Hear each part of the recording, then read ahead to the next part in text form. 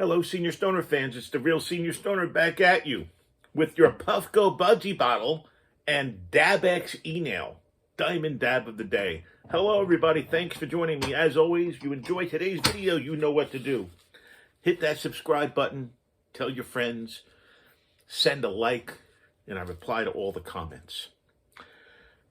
You know, there's a dance kind of that goes on. That's a social interaction between people. And it's filled with a variety of movements. Gossip is unfortunately one of the movements. Let's discuss. Evolutionary psychologists have theorized that gossip evolved as a means of socially corrective behavior to bring someone who has stepped out of line back into the social group without direct confrontation or conflict. The person who's being gossiped about finds out that other people are speaking badly about about their behavior. No. That social cue then prompts the person to change their behavior, to not stand out from the group. Though the theory exists, there are a lot of evidence that gossip is detrimental to all parties. We don't live in a world that requires this level of tribalism for survival anymore, but gossip is a problematic thing, and an unrestrained conversation about other people and their lives hardly ever confirmed to be factual. And even if it's confirmed to being true, it doesn't mean it should be the information for you to talk about with other people. Gossip is hurtful, embarrassing, and even damaging to a person's life and reputation. The people doing the gossiping are also harmed by damaging their own reputation. Think about it. Think about it like this. If you gossip about somebody, people are going to say you're a gossip. If you tell secrets about people, people are going to say you can't be told secrets. So you know what? This is important. You don't want your friends or family looking at you as an untrustworthy person, because that prevents any kind of meaningful connection you're going to have. Now, the workplace, if you're working, adds another level of difficulty, because damaging the trust of a boss or a coworker can cost opportunities financial. So being a gossip will eventually disturb your own peace and happiness because of the blowback you're going to experience. It's simply not worth the little bit of excitement and drama in the major scheme of things. But you know what? Maybe we should ask, is there such a thing as a good gossip? Is there such a thing as good gossip in our lives? Is it all bad, or could it be good? Well, it depends on how you look at it, I think. There's no good gossip if you're going to go by the literal definition and how people tend to view gossip. It's inherently a negative thing. And people are airing out dirty laundry of friends, family members, acquaintances, whether it's true or not. So, if it's true, you know what? It's still not the place the person gossiping to provide commentary on about the dirty laundry. They don't want it, even if it's true. So people who thrive on gossip tend to dismiss the behavior as not that big a deal. But it remains to be seen how much they would have enjoyed having their actions or problems circulated among other people for the entertainment of those doing the whispering. If gossip were a good thing, then it wouldn't take place in whispers, private conversations, and behind the person's back. We need to, be skeptical of people who frame gossip as a good thing. So look, the real gist of it is, how do I stop gossiping? This is what we're here for. Okay? So consider how you'd feel if other people were sharing your business behind your back. Just put yourself in that other person's shoes. You may have already experienced it. How did it make you feel? Did you appreciate it, or was it hurtful? Did you ever want to share anything with the person who did the gossiping again once you found out who betrayed you? Probably not. Don't put yourself into a position where gossip is a possibility. That's how you have to live. I learned it the hard way, but that's how you have to live. Sometimes we have certain friends for specific reasons.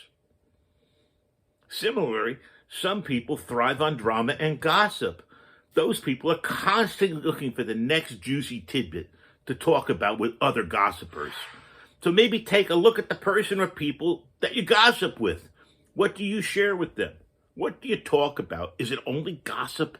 If it is, you might want to consider whether or not you need to distance yourself from these people to stop getting pulled into those conversations. Steer conversations away from gossip. Perhaps the person or people you're gossiping with share more with you than the gossip. Maybe it's a good friend or a relative that simply can't resist a juicy story about somebody else. In that case, you'll want to steer the conversation away from gossip. You can do that pretty simply. Just clearly state that you're not interested in that line of conversation. And if you can, offer up a different subject for you guys to talk about. You got to avoid rushing to judgment. There are a few things that people like more than a juicy story with all the sordid details. It's exciting to feel like you're in the inside of an interesting story. But the question is whether it's yours to even be a part of. Tempering that excitement by not rushing to judgment can help you maintain control of actions and reduce the desire to gossip. A white-hot story is usually not something to be taken at face value. People love to embellish the facts to make something bigger or different than it really is. And if the story's too good, too pure, too interesting, well, there's an excellent chance that important details or context are missing from the story. Sensationalism is a tactic, and the media uses it to get people to tune in. It's also a tactic that gossips use to make the stories they want to share more interestingly. You don't know the essential details that could completely change the context of the story. And so we just wind up spreading a falsehood that could very much harm the person being gossiped about. Don't speak negatively about a person behind their back. It's a simple rule that can help guide us through all of our conversations and behaviors in a more positive direction. Life's hard. The people around us are likely dealing with difficult, painful, emotional loads that we may not understand. So maybe the person that's being gossiped about is doing things that they should be criticized for. But that doesn't mean we should whisper about them. Talking about a thing behind their back is more for the benefit of the gossips than it is for the person being criticized. You don't discuss a person's faults in public because it just makes them defensive and makes you look like a jerk. The same is true for gossiping and speaking negatively about other people. We've got to defend the person that is being gossiped about. Call out gossiping around you, especially if you know it's not true. Defend the person who's not there to defend themselves. It'll do valuable things for you. Your stock will go up. It clearly communicates to any group that you're not prepared to gossip about others, thus making it less likely for them to talk around you. That'll help create boundaries that not only keep gossip out, but frankly helps you further stop from engaging in gossip. Defending a person not able to defend themselves also a mark of character.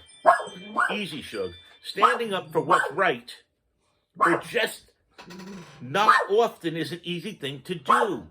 The gossipers may not appreciate it, but the person you defended will. And sometimes you just got to leave the situation. That's right. When you've made soft and hard suggestions on how to control the gossiping and it doesn't work, maybe it's time to leave. Leave the conversation. Leave the situation. Hey, and you know what? Leave the people. That's right. If these people continue to want to gossip about truths and untruths behind people's backs, you don't need to be a part of it. This has been the Real Senior Stoner with his Budsy bottle by Puffco and my Dabx email talking about how gossip is a very difficult and bad thing. And if you at all can do it, you should stop. Gossip. It's a difficult thing. It happens out there an awful lot, unfortunately, to a tremendous amount of people. I've been party to it. I've gotten hurt by gossip. That's why I understand it so well. But I was never party to it. If you enjoyed today's video, you know what to do. Hit that subscribe button, tell your friends, send a like, and I reply to all the comments.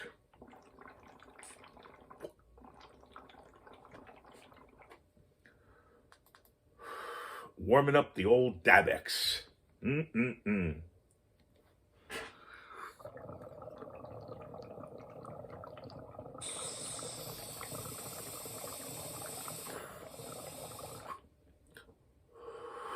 Ooh.